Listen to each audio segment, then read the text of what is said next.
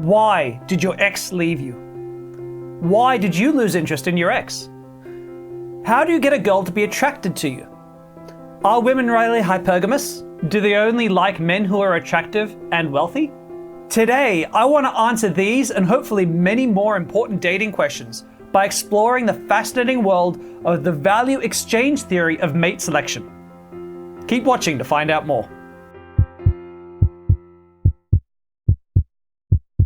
To start off today, I want to talk about a client of mine named Marcus. Marcus came to me feeling sad, angry, hurt, and most of all, he was feeling resentful towards what he saw as women's true natures. What happened to Marcus?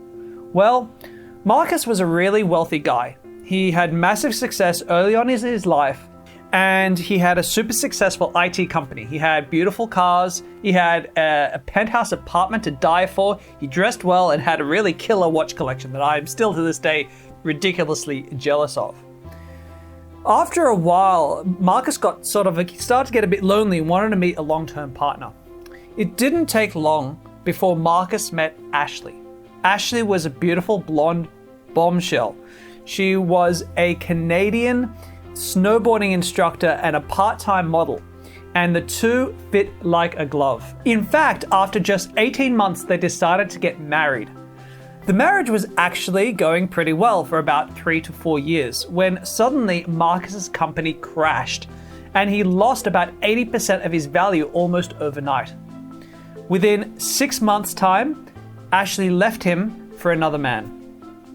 And this is how Marcus came to me. He had witnessed that obviously women were gold diggers who only wanted men who had money, and the second a man didn't have money anymore, women wanted nothing more to do with him. So does this experience prove the existence of women's hypergamous nature? Are women all gold diggers? Well, as you've probably guessed from the title of this video, I believe there is a far more elegant and scientifically well-backed solution to this problem, and that is called, you probably guessed it, the value exchange theory of mate selection. Now, value exchange theory is actually quite simple at its face. You see, it basically says that in a relationship between any two people, not just a romantic relationship, but especially in a romantic relationship, both partners must provide a form of value to each other that is valued by the partner. So in other words, if I meet a woman, I need to provide something to her that she values, and that she values as highly as she values whatever form of value she's providing me. So if I meet a woman who believes that she doesn't really have much to offer me as a partner, she won't require me to offer her much in return. If I meet a woman who believes she offers a lot as a partner of value, I need to offer her something of value back that she values very highly. This is the value exchange theory. In the second that in any relationship, one partner ceases to provide value that's valued by the partner, the value that's seen as something that's great by the partner, the relationship will deteriorate. And usually in long-term, like romantic relationships, like the guy or the girl will be given lots of time because it works for both genders. But over time, it will deteriorate, and eventually the relationship will fall apart if that value isn't recovered or a new form of value is found to take its place. So let's have a little bit of a closer look at what actually happened inside Marcus's failed relationship. You see, Marcus actually grew up as a pretty shy, unconfident guy. And he always believed that once he had money, women would want to date him because he had very little success with money. But once he had the money, he knew that women would be attracted to him. So Marcus worked his butt off to try to earn money. And once he started to become successful, his self-esteem jumped up because he believed that the only form of value, true value that he had on the dating market was the money he had. In turn, as a result, this boosted his confidence with women. The second he could prove, hey, I'm rich as Batman, he believed in his heart that all women would flock to him. Ashley, on the other hand, grew up in a broken home, unfortunately, and she grew up primarily with her mother constantly scrounging to make ends meet. In fact, finding the rent and worrying about having to move from home to home because they constantly were missing rent deadlines and being kicked out was a very common occurrence in her childhood. As a result, Ashley grew up into a woman who needed desperately to feel a sense of safety, a sense of stability, because she didn't grow up with it and she craved it a lot. As you can imagine, a man like Marcus going around broadcasting, look at how rich I am, look at how rich I am, look at how rich I am, who valued what other people thought of him very strongly. So what he valued in a woman primarily was how she looked, because that's what other people could perceive about his partner. He already had the perfect looking life, he was going to get the perfect looking wife. Along comes Ashley, a woman who needed stability above all else. Finds a man who broadcasts how wealthy he is. They are a well-made match because what they're doing is they're providing a form of value that each partner sees as important. So they matched, they got married. The marriage went well. The difficulty in the marriage is they really provided little other forms of value to each other. Marcus worked a lot of hours, he traveled a lot, so he was rarely home. There was rarely a lot of connection between the two on a week-to-week basis. Ashley, on the other hand, she enjoyed promoting her social media career, her social media profile as an influencer, and she had a rich social life that she went out, a lot of friends that she'd hang out with. So the second that Marcus's business collapsed, what happened? Marcus's self-esteem crashed because his self-esteem was pegged entirely on that one form of value. So his self-esteem crashed.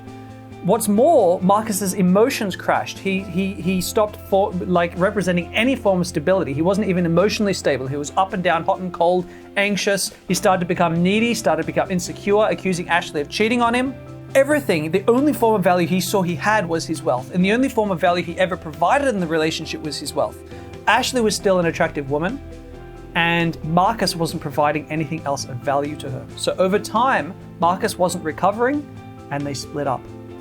Now, it took a long time. It took a lot of time working with Marcus to help him to realize that in actuality, Marcus didn't need to suddenly become wealthy again within that 6 months. He needed to start providing an alternative form of value, right? So Marcus could have spent more time connecting with her, providing emotional stability, emotional security, right? Building, because Marcus, at the end of the day, he was an intelligent guy. He had a good sense of adventure, a great sense of humor, but he wasn't providing any of these forms of value to Ashley, and that was a problem. Now, as it turns out, Ashley didn't leave him for a wealthy man, a super rich guy, or a guy as wealthy as him. She left him for an electrician.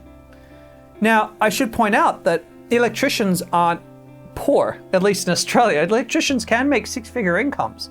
But he wasn't nearly as wealthy as Marcus was. And this electrician spent a lot more time at home, providing emotional stability and security to Ashley, which was the primary things that she needed in her life. So she realized even if Marcus got rich again, she was never going to give him the other things that she really wanted. So she was ready to leave. The world, unfortunately, is full of Marcuses and Ashleys. Men and women who believe they only have one thing of value to offer the world. Often men tend to focus on their money. Women tend to focus on their looks. And that's really unfortunate because the second one of them goes away, and it will, if you're wealthy today, you are likely to have at least 1 or 2 financial crashes in your life. It's even more unlucky if you're a woman because your looks will fade. And if you believe that's the only thing you have to offer, your self-esteem is going to crash, and the way that you perceive your market value to be is going to crash if you don't have anything else to offer.